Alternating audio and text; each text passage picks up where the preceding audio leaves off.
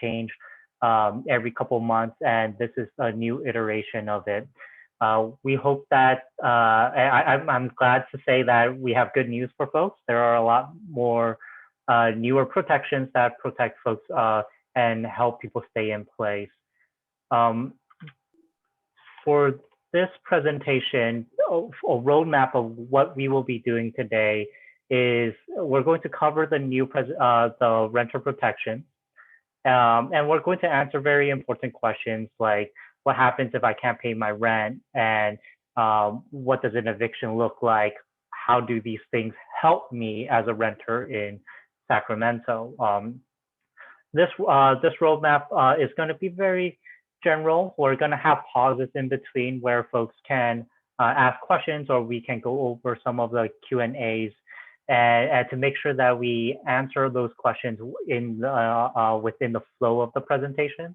We will also provide hopefully around 15 to 20 minutes at the end for people to ask questions to make sure that we cover as much of the issues that concerns everyone as we can today. What this is, though, is an introduction. It's legal education. We won't be answering any specific information about your case. For example, if you want to tell us about what your landlord is doing specifically in your situation, we ask that you call our office, set up an appointment, or go through our intake process and speak with an attorney, so then they can review your lease, review any notices that you received, or any paperwork to make sure that they can fully analyze your case and provide you legal advice. Today, we are providing you background information and education, so then you can spot the issues and know when and if you need to call us or any other attorneys regarding your legal issue. And just really quickly, for the past year, we have had a lot of different COVID-19 related laws and protections. AB 3088 was the law that was passed, and it took effect in August 31st. It was supposed to end at the end of last month, and it created a bunch of different tenant protections, which Beth and I will cover. But one of the chief things is it extended the notice period for non-payment of rent, and it provided kind of avenues to deal with issues such as people losing their jobs and not being able to pay rent at this time.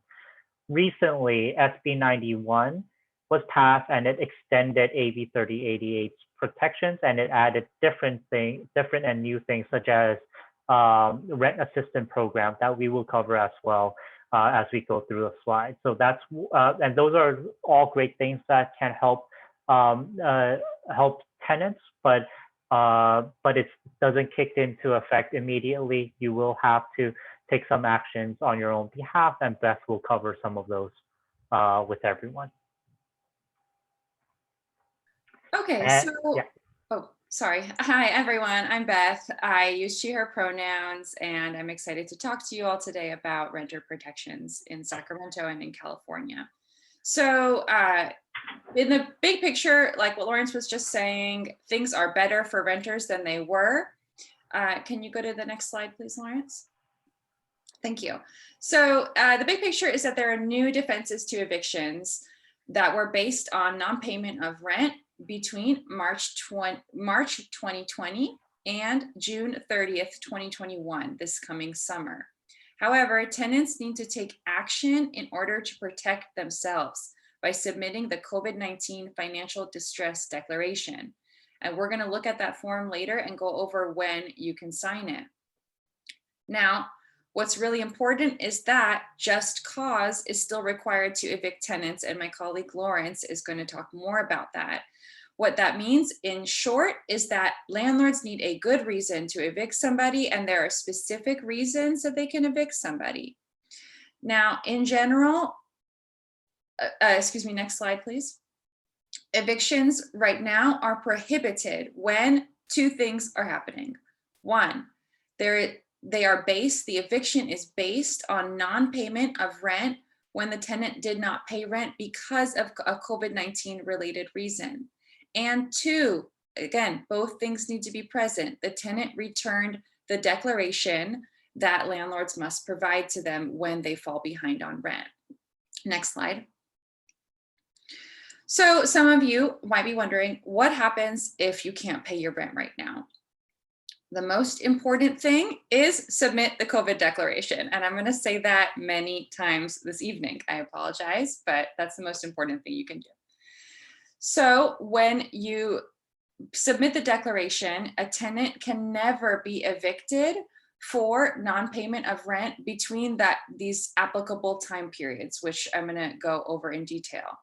However, your landlord can still collect unpaid rent in small claims court after July 1st, 2021. And rent is not just, say your rent is $1,000, but you're supposed to pay electricity under the lease, then, and say your electricity is this is just made up, but $25 a month, then that would be included as part of what is considered rent in this situation. So it's not just based on what you pay just for your apartment or your home, it's also the other fees that might be included. And Laurance will go over what fees cannot be included. These are examples of the financial distress declaration forms. One's in English, one's in Spanish. We'll go over all the reasons listed on these forms. This is what the form looks like, just so you're familiar when you get one from your landlord. Next slide, please. There are 2 important time periods to keep in mind. The first is from March 1st, 2020, right when the pandemic was starting, to August 30th, 2020, this past summer. If you didn't pay rent during that time period, if you were unable to pay rent during that time period and you submitted the COVID declaration, you cannot be evicted for non-payment of rent from between March 2020 and August 31st, 2020. The second important time period goes from September 1st, 2020 to June 30th, 2021 in this coming summer. Rent for this time period cannot be the basis for the eviction if you submit the COVID declaration, and also pay 25% of your rent and also any other charges that might be included, as I just discussed. Next slide, please. So what if you've already received a notice, a 15-day notice?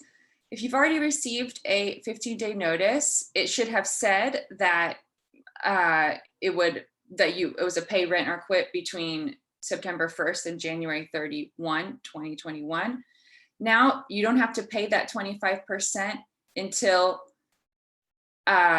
June 30th, 2021. So what SB 91 did was it extended out the time period for when you need to pay that 25% portion to your landlord. And again, if you return the declaration to your landlord, but you don't pay the 25%, but if you don't pay the 25% by June 30th, 2021, the landlord cannot file an eviction action, still cannot file an eviction action until after that, until July 1st, 2021. Another thing, next slide. Another thing that the law changed was the notice requirements. It used to be that there was a much shorter time period for if you were behind on your rent. Now it's a 15-day notice period. Notice that anyone who's behind on rent starting from March 1st, 2020 until June 30th, 2021, you must get a 15-day notice from your landlord. And the landlord also must attach the declaration of financial distress that we saw earlier. The tenant must return the declaration within those 15 days. That's very, very important. And if they return the declaration, then what happens is the rent between March 1st of 2020 and August 31st, 2020 is converted to civil debt. That means that cannot be the basis for an eviction, but your landlord can go to small claims court and try to recover that amount from you. Remember, again, that rent is not just what you pay for your home, it's also other included expenses. Next slide. So if you received a 15-day notice at the, after February 1st, 2021, this month, then the notice has to include very specific information about your ability to apply for rental assistance. That is really, really important. So if you got a 15-day notice in February and you're not sure that it meets all these various requirements, then you should call our offices, or you can speak with another attorney who might be able to advise you. It's important that the notice meets all the requirements. Next slide. Here are some more changes to what should be on the 15-day notice. It also, what should accompany the 15-day notice or come before the 15-day notice is what's called a notice of rights. Your landlord cannot give you a 15-day notice until they give you a notice of rights. However, they can give them to you at the same time.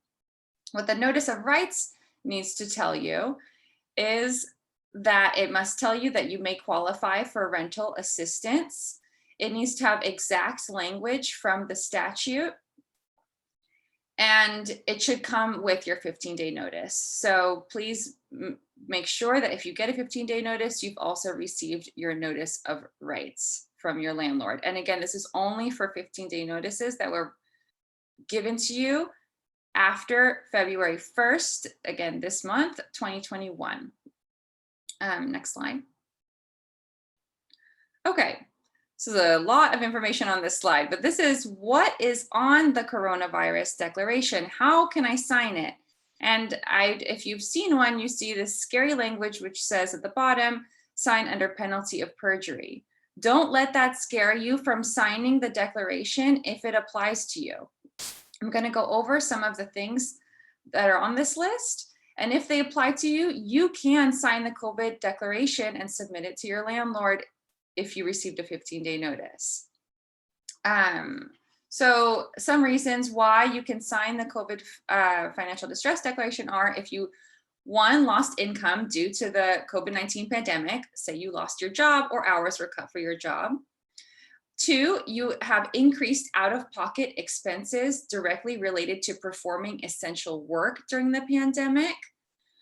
Three, you have increased expenses directly related to health impacts of the pandemic. Say you had coronavirus and are still dealing with medical bills. That might be a reason why you have financial distress related to the coronavirus pandemic. Four, there are childcare responsibilities or responsibilities to care for an elderly, disabled, or sick family member related to the pandemic that limit your ability to earn income. For example, if you're a working mom and you have to take fewer hours because childcare is less available to you at your job, that means that you can, and you've lost income because of that, you can sign the COVID financial distress declaration. Alternatively, you can also sign it if you have increased costs for childcare or attending to an elderly, disabled, sick family member directly related to the pandemic, or if there are other circumstances related to the pandemic that have reduced your income or increased your expenses. Many of us are experiencing increased expenses right now. It is important that you sign this if it's true for you, but make sure to read it carefully and think carefully about your circumstances, because it's very likely that some of these might apply to you if you are unable to pay your rent right now. Next slide. And again, here's what it looks like. It lists out the reason. You can see at the bottom it says sign under penalty of perjury. Again, don't let that scare you. Just read it carefully and make sure it applies to you. Okay, next slide. Now, some people are having problems getting these declarations to their landlords. The way to turn it into your landlord is to, one, just look at what the notice says. If it gives you instructions for how to give it to your landlord, follow those instructions. You do have 15 days to submit it after receiving the 15-day notice, but that excludes Saturdays and Sundays and other judicial holidays. Judicial holidays are usually federal holidays, but just count your days and make sure that it's within the 15 days. It's always better if earlier. If the notice says that you should deliver the COVID declaration in person, then you should do that, but only if the notice says to do that. If the notice provides email for you to send in the COVID financial distress declaration through email, you should do that.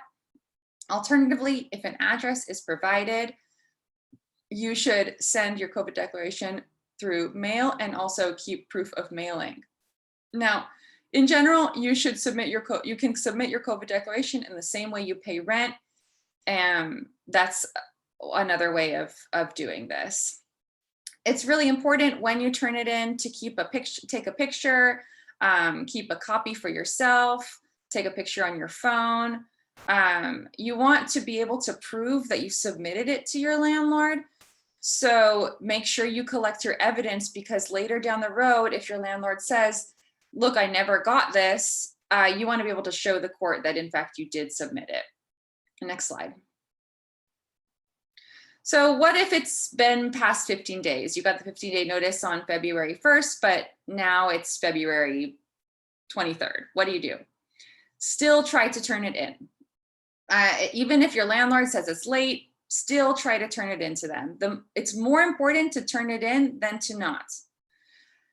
Also, if your landlord does file an eviction action against you, you have another opportunity to sign the declaration when you file what's called your answer in response to the eviction action.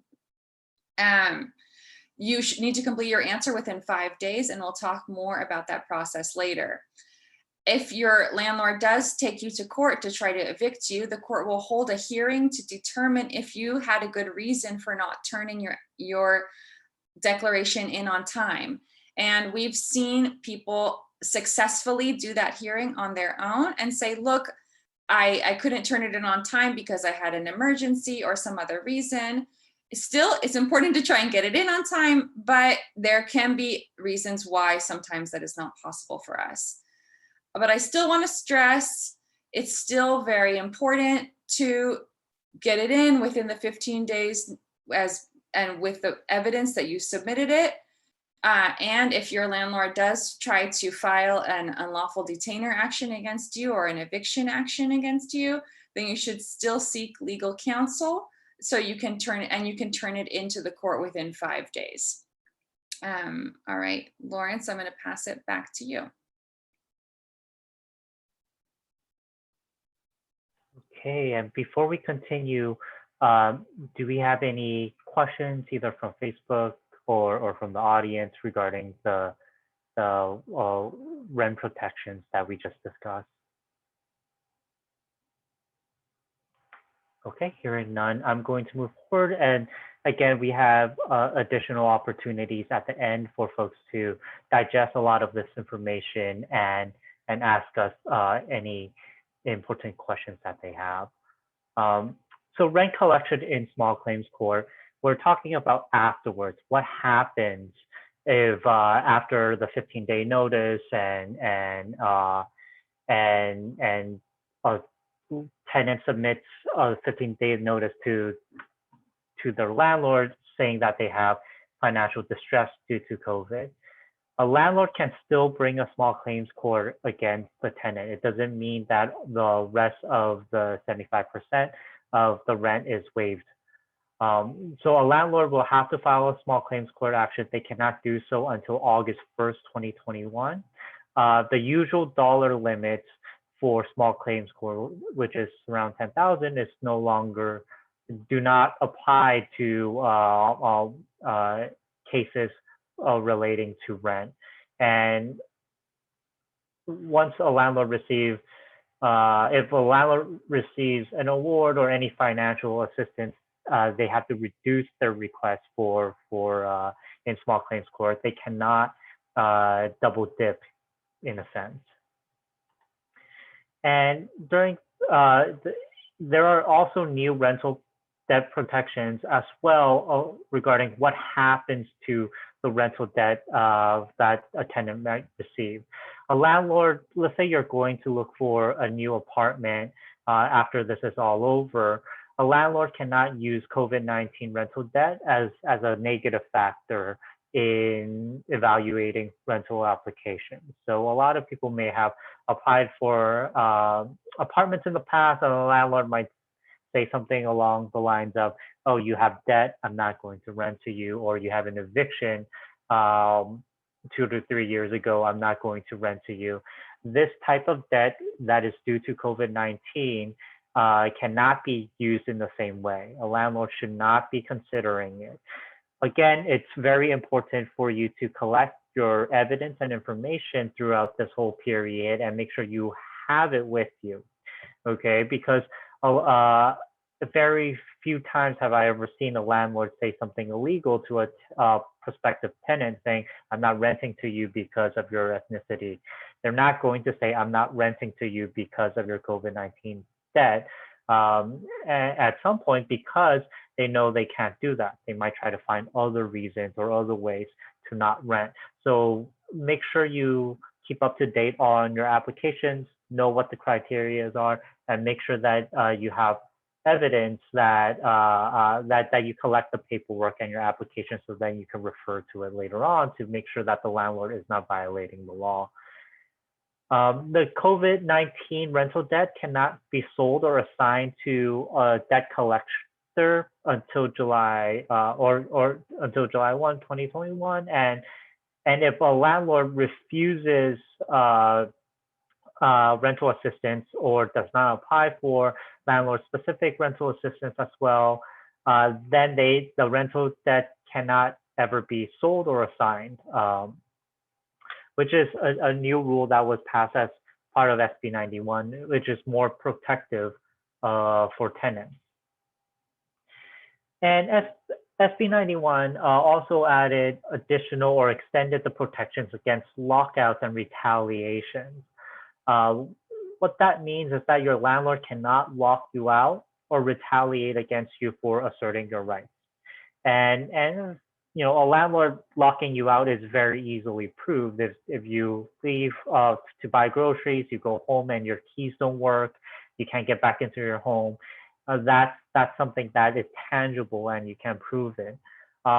Retaliations are always one of those harder claims to make. Again, collecting information and make sure that you do things in paper will be a little bit more helpful. So for example, in a lot of retaliation cases, judges and lawyers look at circumstantial evidence such as, you know, when did you request your rights or you asserted your rights?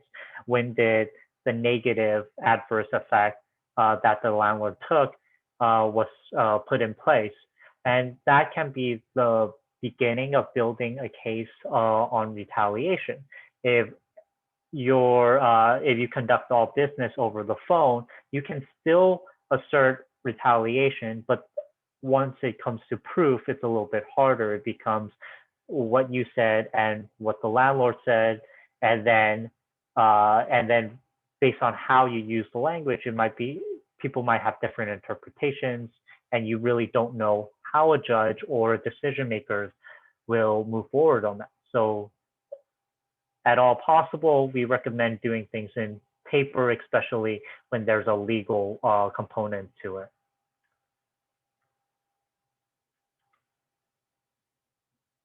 And just cause is extended to July 1, 2021. What that simply means is that a landlord has to provide one of the allowable reasons for evictions before they can proceed with an eviction. Like 2 to 3 years ago, a landlord can evict a tenant for a good reason, a bad reason, or no reason at all, depending on the type of housing you live in. And last year there was a law called AB 1482 that created just cause protections for a subset of rental housing in California. And what it did essentially created 7 or 8 reasons why a landlord can evict a tenant. And it only applied to a group of rental housing.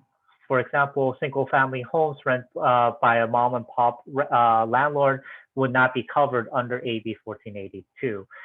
under the new COVID protections of AB 3088 and SB 91, this just cause protection has been extended to all tenancies. So what that means is that tenants now, as long as these laws are in place, cannot be evicted unless a landlord provides an allowable reason. And when I say allowable reasons, it doesn't mean that a tenant can only be evicted for doing something wrong. Allowable reasons include things like owner move-in, or if the owner wants to sell the home to a new buyer who wants to move into the premises. So whenever anyone receives a notice and it has a reason for eviction, please call our office and go through our intake process. In the past few months, we've seen notices where the landlord gave to the tenant and it says, I want to sell the home. That by itself is not enough for an eviction to go forward. They have to sell to someone who wants to move into the home once they purchase the home, and they have to establish both of that. So call our office if you receive any paperwork that relates to an eviction case, and one of our attorneys will speak with you, gather the information, and provide you legal advice regarding your case. And traditional eviction reasons that landlords have used in the past, such as criminal activities, nuisance, are still valid reasons for eviction. And SB 91 also establishes a state rental assistance program. So the main thing everyone should know about this is that for Sacramento City and County, it comes live on the 25th. And I recommend that everyone should apply for it. And the first round of the rental assistance program in Sacramento is February 25th to March 19th, and there will be potential newer rounds as well, depending on the inflow of money. And if you apply and you don't get it, or you were denied, or have problems applying, call our office, speak with one of our attorneys, so we can look at the issues and diagnose whether it's the SHRA or the city or a county are not following the rules, or it's a legitimate denial. And even if you plan to apply for rental assistance, though, you should hold on to the 25% of rent and other lease charges in case you are denied. The process might take some time, and there might be a break in terms of whether you get the assistance or not. And if you spend that 25% of rent, and as time goes by, you create an opening for the landlord to file a lawsuit or an unlawful detainer against you and your family. Having that money set aside is the conservative and safer way to make sure that you are preventing a future eviction. After the money is doled out, though, and the money is paid on your behalf, then at that point, consider whether you should use that money for other expenses that you need to cover. And here is some information. This is a flyer that SHRA, City of Sacramento and Sacramento County provided. Their website is there if you want a little bit more information. Go to that website, and I recommend that you read through it. SHRA has provided copies of their listening sessions and PowerPoints regarding the program if you want to get down to the nitty-gritty of knowing how much money is in the program, what are they planning, and where the money is coming from. And here is the one in Spanish.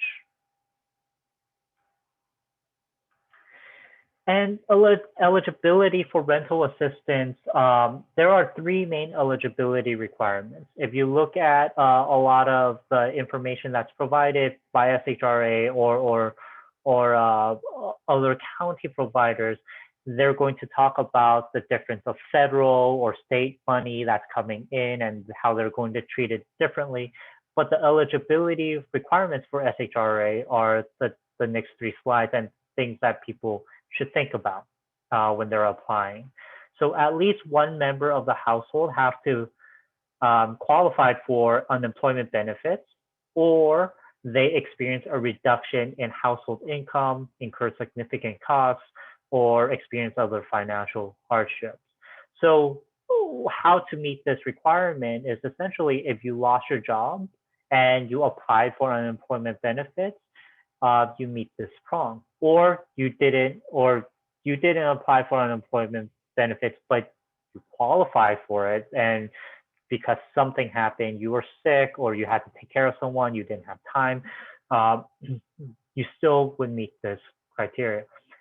The second part is essentially if your income or if expenses have increased so drastically that it made it hard for you to pay rent during the COVID-19 outbreak. So for example, if someone is on SSI and they have in-home caretaker that takes care of them, their income didn't change during this period, but because their in-home caretaker can no longer take care of them, get groceries for whatever reason because they got sick, and the person that is on SSI with a stable income incurred more costs because they had to go out to get groceries or have to buy more food, and that created such a barrier for them to pay rent, it can still be a reason to meet this criteria. So think about it expansively and make sure that you don't cut yourself short in thinking about this part of the application. The second eligibility requirement is that a member of the household needs to be able to demonstrate a risk of experiencing homelessness or housing instability. So to demonstrate a risk of experiencing homelessness might be a little bit more difficult than housing instability, but under this requirement, a past due utility bill or a rent notice is enough to show that there is that instability.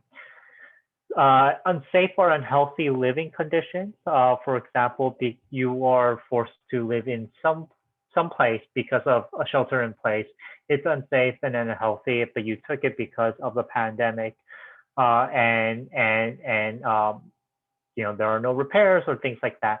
You can use that as the reason and show that SHRA and the city and county that there is housing instability there. And if you have any other evidence of such risk, you can provide it to the rental assistance program. They are going to come up with some guidelines as to for them to determine what meets this prong. But if you can, what I would recommend for people to do is to still think expansively here. If you have anything that can fit under this prong, do consider applying and hopefully you will meet this requirement and can get some assistance. And the next requirement is that the household income is 80% AMI and below. And here is a nice chart that Beth created to show you what level of is 80% of the AMI. One thing to note is that Sacramento City and Sacramento County are looking at these or have their own criteria as well because they have had this program previously. And what they are focusing on is for their first prong is for people who are on unemployment or lost their job and is now unemployed, and they are at 50% of AMI. So it's a much lower amount. That is the first group of people they are looking towards providing funds to. The second group is the 80% AMI standard, plus it's in I believe the term was historically or traditionally vulnerable communities. And then the third prong for them to provide funds to would be the 80% AMI and below requirements. So there's three phases that they're looking at first in providing assistance to Sacramento residents. And thank you. AMI is area median income, and sorry, I'm using acronyms, but they have a formula in calculating what the area median income is, and I believe it's different for every zip code or region, and then they take 80% of that, and if you're below that, then you would qualify for the program. But you might not qualify for like the first issuance of the money from SHRA.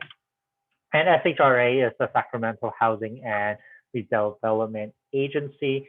They are a joint organization that works on housing issues for both the city and county. So what do you get from the rental assistance? There are two options. The first option is they will pay 80% of unpaid rent, rental debt, and that includes utilities for April 1, 2020 to March 31, 2021. If the landlord accepts this option, they have to waive the remaining 20%. So in effect, if the landlord accepts this option, the tenant is at 0% balance or $0 balance, and they do not owe any money to the landlord anymore. If the landlord says, no, I want the full rent, then the program will pay 25% of unpaid rent for the same time period. And that 25% coincides or correlates to the 50-day notice requirement where you have to pay 25% of your rent, and the rest becomes small claims, an issue in small claims. So this coincides with that and correlates with that because the state is thinking if this is paid, then people will still be secure in their housing and won't be evicted. And for future rent, this program does provide for that as well. The help is only limited to the 25%. The landlord has the option to refuse an 80% rental option, but they cannot refuse the 25% payment. So keep that in mind. Landlords may not know about this requirement. So if you apply and you get your and you get the payment and the landlord refuses to accept it, they won't be able to do that as long as it pays for the 25% of owed rent. So important takeaways for this is that we always recommend people to pay at least the 25% if possible, mainly because we don't know how efficiently the city and county will be running their program. We don't know when they're going to issue the checks for the 25%, and we want to make sure that if folks can, they can pay at least the 25% and then prevent a future eviction or an eviction scare. And if the landlord accepts the 80%, at that point can ask for potentially a credit or return of the money. And we anticipate that many landlords will probably not waive the 20% because it can add up to a significant amount of money, especially since the pandemic has been going on for a long time. And there are some families that have not been able to pay rent for several months. And again, here is the application period and flyer provided by SHRA. It is on their website, and we recommend people to take a look at it. And the application will go live on the 25th, and we anticipate that they will take applications through this whole time, but then there will be a lot of applications going in for them to consider. So if you can apply early, we would recommend that you do so. And there are new late fees protections as well under SB 91. Landlord cannot charge late fees or attempt to collect late fees for COVID-19 rental debt. So if the landlord has been charging you late fees for this period, call our office, talk to an attorney, and we can provide you a little bit more information on that.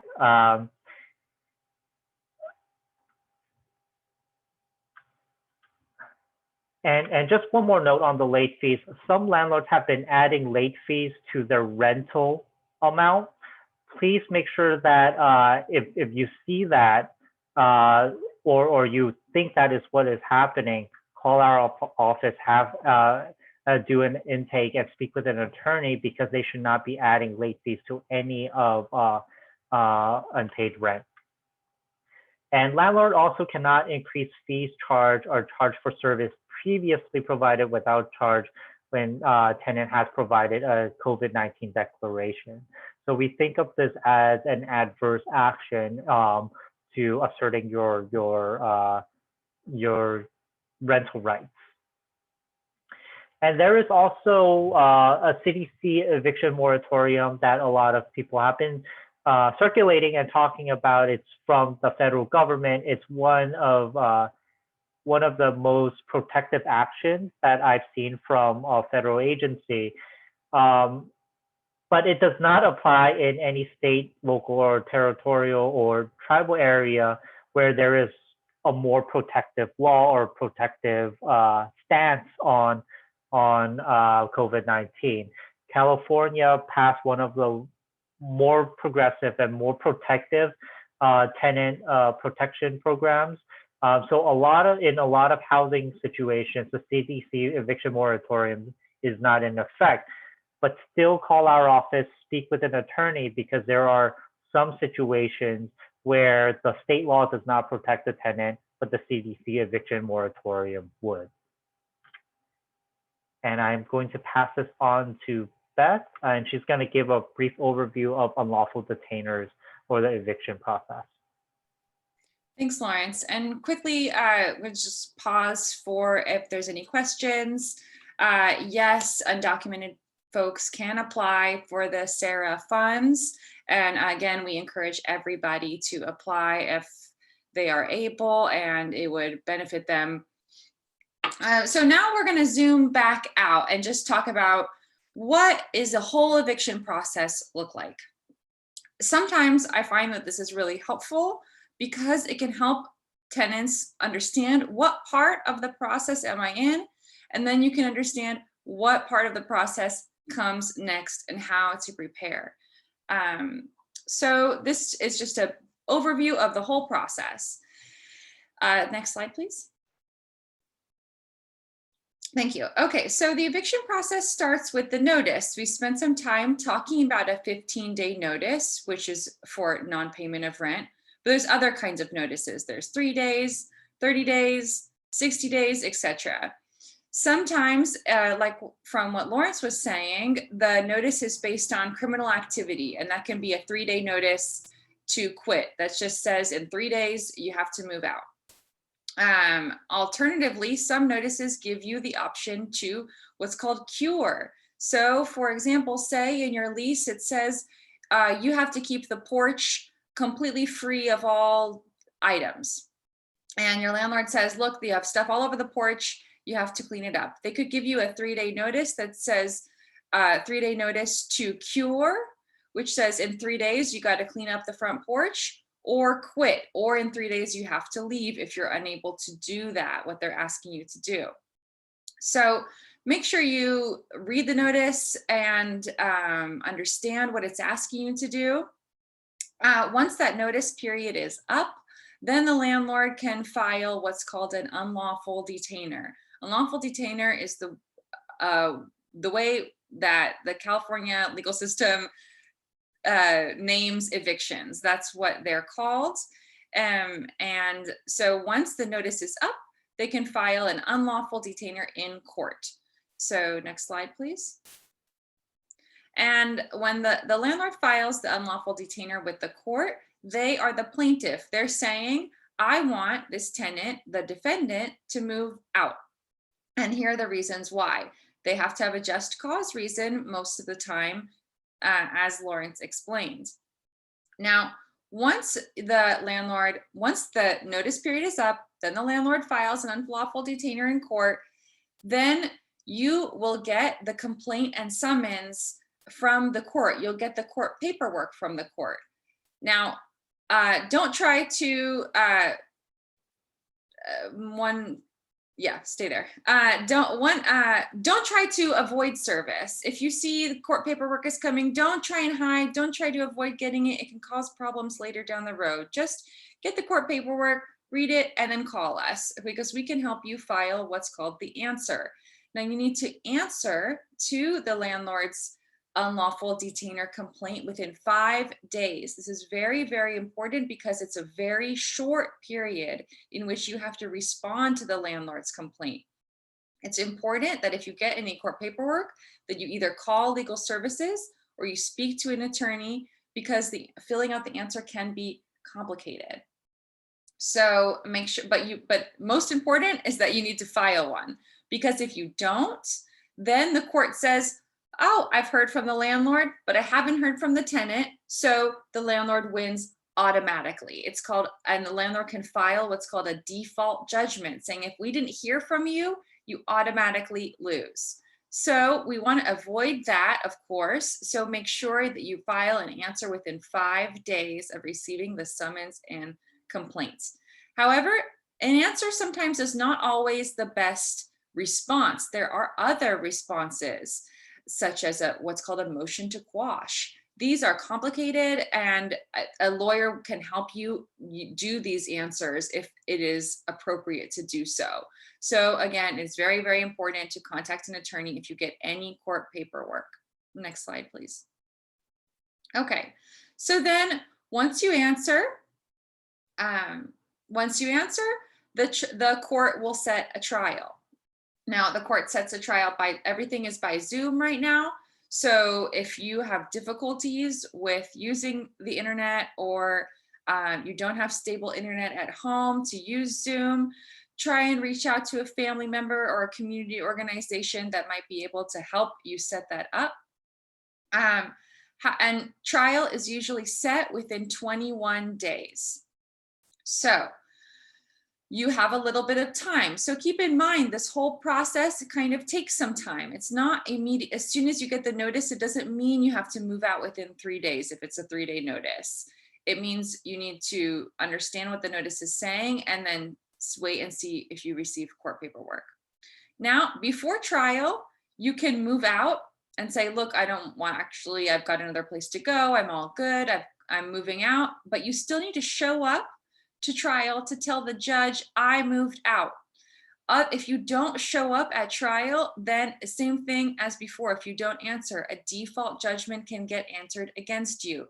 That's the court saying, look, we only heard one side, so the tenant automatically loses if you don't show up to trial. So even if you move out before trial, it's still important to show up on Zoom or by phone to let the judge know what you've decided to do. Alternatively, you can enter a settlement. You can say, hey, I know that I've been keeping the porch dirty, but I just need a little bit more time. I promise I can do it at this time. Or you can reach a settlement to move out. Say, I can be ready to move out by the end of the month. I just need a little more time. Or so there are options for you, but if you enter a settlement, make sure it is something that you can uphold your end of, because a settlement is like a contract. And if one side doesn't uphold their end of it, then it can mean a judgment can be entered against you. So, however, if you don't enter settlement and you don't move out before trial, you go to trial, and there's still another opportunity to enter a settlement. The court is really encouraging settlements. But you don't have to feel pressured into one. if the attorney on the other side offers you a settlement that you think is not good for you, you don't need to accept it. Then if there's no settlement, you go to trial, and then you explain to the judge why you think that you should be able to stay in the apartment, or why you think the allegations against you are incorrect. So the judge will decide if you win or lose. If you win, then you're not evicted. If you lose, then the sheriff will give you 5 days notice of when they will come to lock you out. At that point, you still have some more options. But again, all of this is very important to get in touch with either legal services or an attorney that can help you. So that is the sort of big picture process. And I hope it helps you understand that this is a long process, and there's many different points at which you can advocate for yourself. But most importantly, if you get court paperwork, it's very, very important to call legal services. Next slide. Okay, and so like I was saying, when you receive the complaint and summons, you have 5 days to respond, and in most cases, an answer is appropriate. The Sacramento, the court website has e-filing, so you can file your answer online, and you can also Dropbox those items at the court. They have a Dropbox where you can also deliver your files. Laurance is going to talk to us a little bit more about answering, but the most important thing to know is that if you receive any court paperwork, please call legal services, because there are attorneys here waiting to help you and waiting to support you and waiting to help you try to maintain your housing. So I'm going to pass it back to Laurance. And one thing to note is that when we say 5 days to respond, it's 5 business days to respond. And here is the answer form. This is how it looks like if you do e-filing.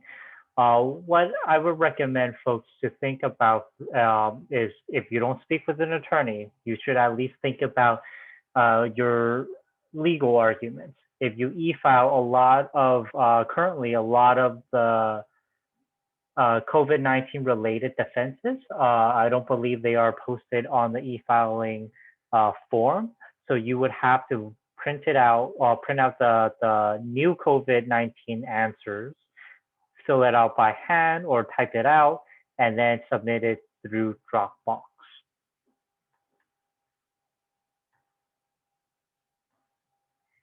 So I'll talk a little bit about trial.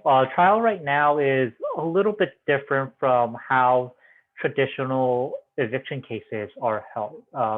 A tenant will receive a notice of time and place of trial from the court, and this will be a Zoom link and information on how to appear on Zoom. It's very important that you read this document very carefully. Make sure that you have Zoom is uploaded, and that you do not have that you are in a space that you can present yourself to a judge, and you can put up a background or something so that it's presentable, because the judge will be looking at the video. And the judge will also provide instructions on how and where to submit evidence, how to request an interpreter if you need one, and how to request phone appearances if you are not able to appear on video. Follow these questions clearly and carefully, because you want to be able to submit all of your evidence and have them in the record and be able to use them. And if you need an interpreter, you don't want to let the judge know that you want an interpreter on the day of, and you want to get that squared away early on. When you submit evidence to the court, you have to make sure that the other side gets it as well. And the general rule of thumb is that if there's anything that you submit to the court, the other side gets, except for a fee waiver. And if you keep that in mind, you should be able to meet the requirements of submitting the evidence into the record or before the judge. It's important to do so 3 days before the trial date.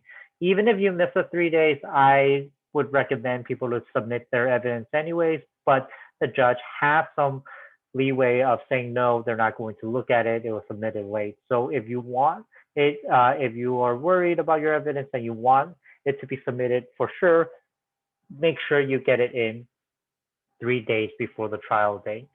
And also have that evidence in front of you for the Zoom trial, because you're not going to be, it's going to be a little bit harder for you to refer to things on your computer and things like that. I would recommend people have a printed copy for themselves. And witnesses must come with you if you have any, and the court will still not consider written hearsay. And written hearsay essentially is a letter that asserts certain things, and the other side has no opportunity to speak with the witness or cross-examine the witness. So if you bring a letter from a third party saying that this person paid rent, that is not good enough, and the judge will not consider that. And Zoom court, for an attorney, they run very similarly to regular court proceedings. You must log in, check in with the clerk at the time of your case. If you're representing yourself, there will be a clerk that asks you to raise your hand and swear that you will tell the truth, because you'll be testifying. It is a little strange though, because you are meeting with opposing parties and the judge online, and sometimes the judge will kick you and the other party into a separate breakout room to discuss settlement. If you leave that room, you might have a chance of not being able to get back into the main room, and a judge might think that you just left court and don't want to appear in court. So even if the other party is saying really outrageous and ridiculous things and your blood is boiling, don't just leave. There's a function where you can click on it and say, please send me back to the main room, I can't talk to this person. If you just X out of it, you might not be able to get back in, and it might create hardship in the future in terms of being able to present your case. So keep that in mind. And if they're not bringing you back to the main room and the other person is just berating you, just mute them and just wait until your trial starts, or report it to the clerk and the judge and insist that you be moved back. And in Zoom trials, the landlord is the plaintiff and they present their case first. Then the tenant presents defenses, evidence, and testimony, and then closing arguments if the judge allows. And some tips: appear in video. I don't like to appear on video, but I still do so because it's a lot easier to understand. You can see body language, and you can and you just provide a lot more information for the judge to use. Keep backgrounds free of distractions. Don't go to court where there's a lot of background noise. I've seen I've had friends in other places where they've represented tenants, and the tenants were grocery shopping or out and about. That's not where you want to be. And even if you're in a high traffic area, try to find a safe space and quiet place where you can make sure that you talk to the judge in a way where there won't be a lot of interference. Just as you would for an in-person court. So, something that's presentable, not PJs. Tell the judge if you can't hear or are having tech issues, that's going to come up.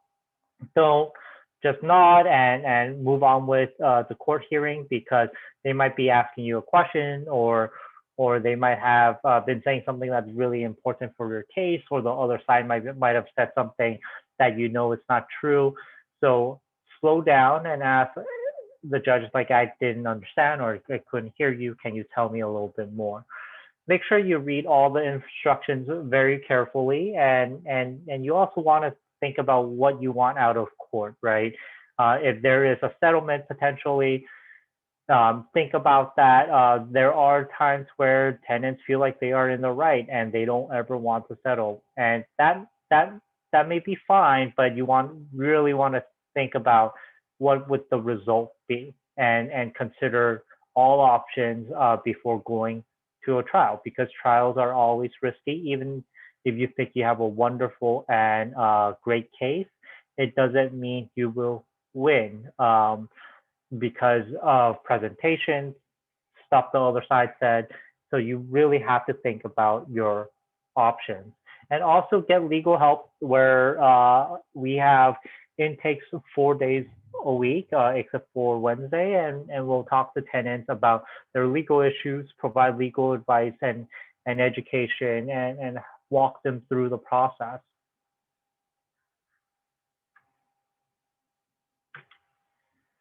And then there's the judgment. And judgment, you either win, lose, or settle. And a judge usually will tell you what their decision is that day before you leave, or like before your trial ends. And if the defendant wins, they get to stay.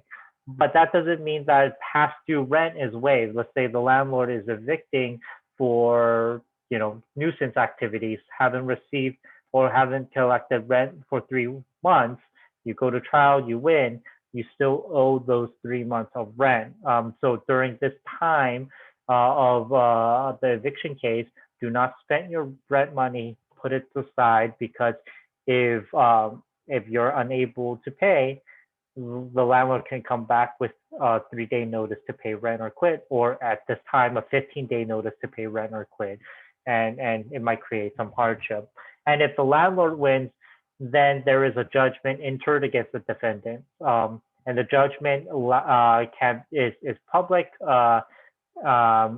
for 7 years unless you meet a certain exceptions. And then a sheriff will post a notice with a lockout date and time. That is usually 5 days from when they post the notice, and they will come and remove you from the home. So that's why we consider ask people to think about all available options, because there is a finality to a lawsuit and trial where you can't go back and say, oh, I actually want to take that deal or that settlement, or think of a way to resolve this issue without trial. And I will open it up to questions. Are there any questions? Laurance, I just wanted to draw your attention to one of the questions about rental assistance. If the tenant applies, does the money go directly to the tenant or to the landlord? So in Sarah phase 1, it went directly to the landlord, but under the state rules, it's supposed to go to the tenant, and the tenant is supposed to make those payments.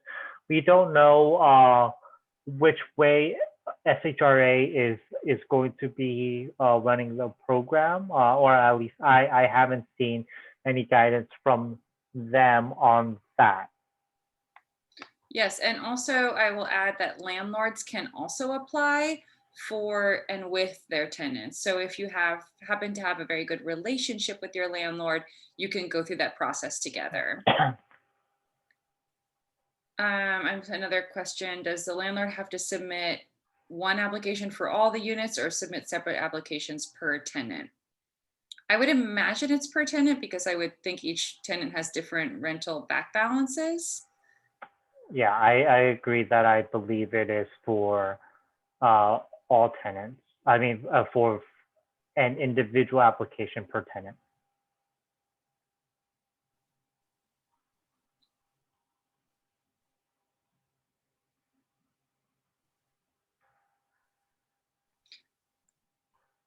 And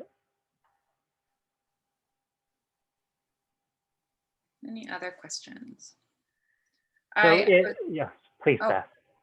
I just was following up on one of my questions that I was answering for Kathy, just to say that, yes, we know that sometimes even 25% is not affordable for many of our clients. And just a reminder that you can still submit the COVID declaration, even if you cannot pay the 25% right now.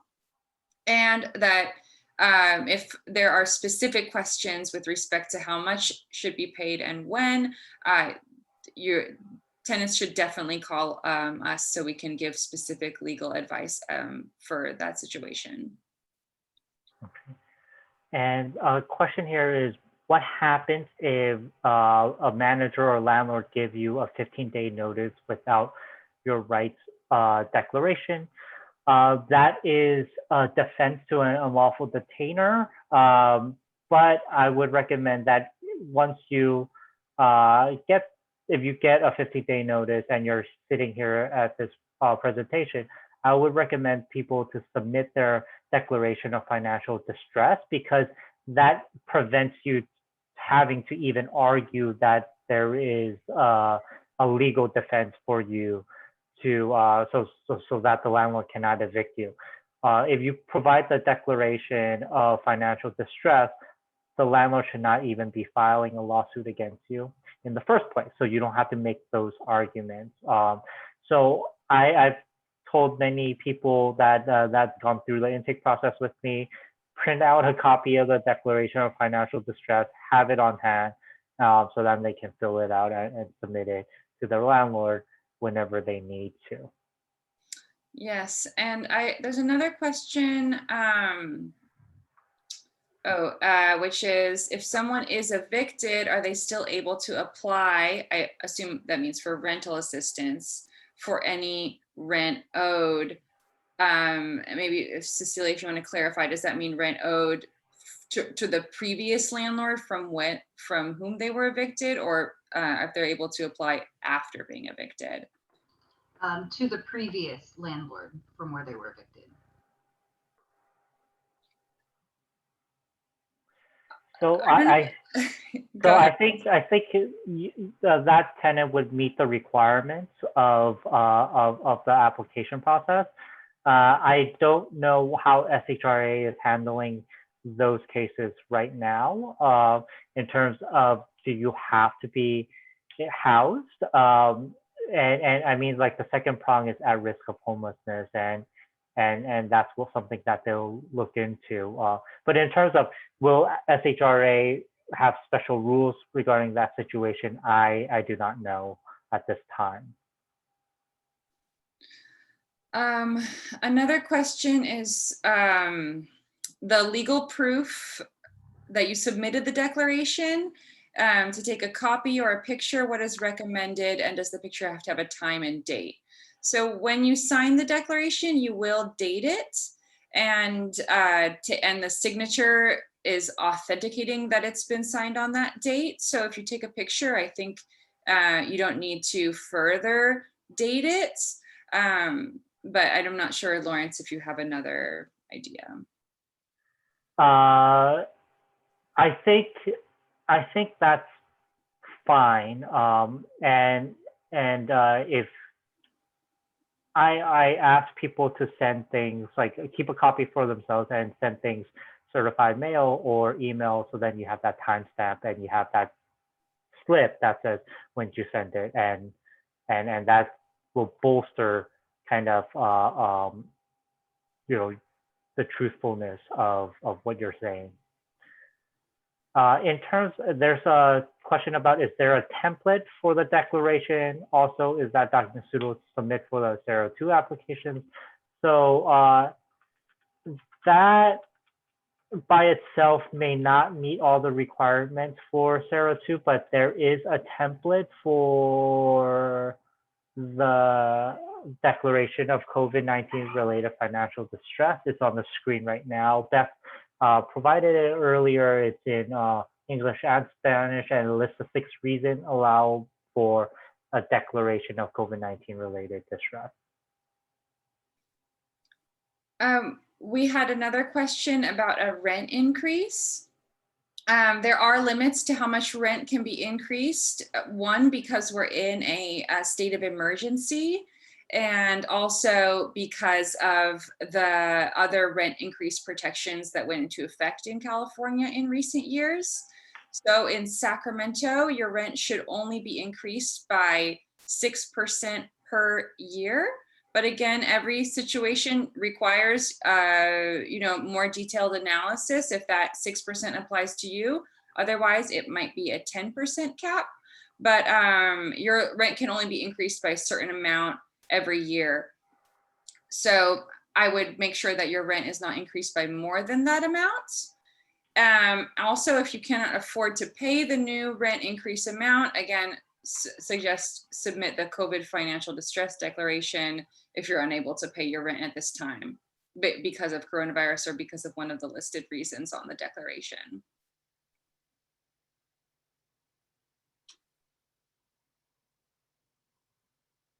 I see there's another question in the Q&A. If you're a homeowner and you're renting your property, are there programs to keep the landlord from going into foreclosure due to not being able to pay the mortgage for that property?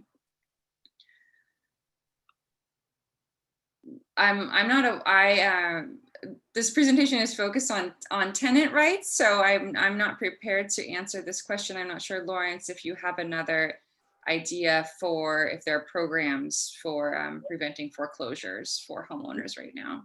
Yeah, so we haven't reviewed all the homeowner protections. I believe in SB 91 there are some guidance or some programs created for landlords and homeowners. Our office have not looked through those because we are a tenant protection or tenant advocacy organization. So I would recommend that people contact I think there's a rental housing agency or renters helpline that may have some connections to landlord groups that can give information on more information on what homeowners and landlords can do to prevent foreclosure. There are foreclosure protections though. Yeah, and another thing I just wanted to stress is that if you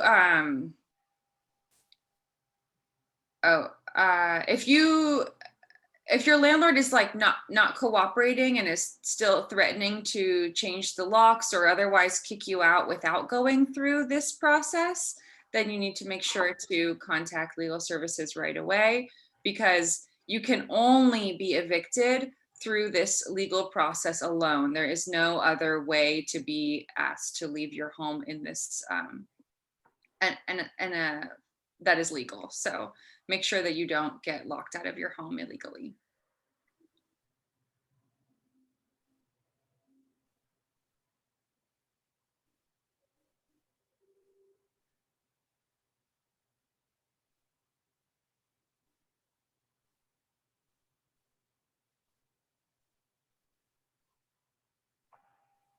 Okay, I don't see any other questions. And Beth, did we cover all of the questions that were in Spanish? I believe so. Yeah, we did, and I can. I'm happy to follow up with Maria after this call, and she can get connected to our services. Yeah, no, we've answered the questions so far. So just to close us out, Laurance, if you could just take us to the last slide. If there are no other questions, just getting us to the last slide, which is our contact information. Go to our website, which is lsnc.net. There's lots of videos that are in many different languages that explain a lot of what we talked about today. So I recommend you check those out if there's any still lingering questions about a specific issue that we covered today. You can also call us at 916-551-2150. We have a housing intake line that is open most days of the week. You should call in the morning around 8:30. Alternatively, we also have what's called an expanded access program. So if because of your work schedule or for other reasons are unable to call in the morning, we can also set up other times to speak with you that might be more convenient. So when you call us, we do have some financial eligibility guidelines. We serve people who are at a certain % of the federal poverty level in order to conserve our resources and make sure that we're serving the people who need our resources the most. So you will be asked some financial eligibility questions when you call, and otherwise you will be connected to an attorney who may be able to help you with your legal question. Just as an aside, we also can help with public benefits, healthcare, and cleaning up your criminal expungement cases. So there's lots of services that we offer. And I know we talked a lot about housing today, but we know all these things are very much connected. So please call us when you need help, or send your friends and family to us if they need help as well. And thank you for all of your time today.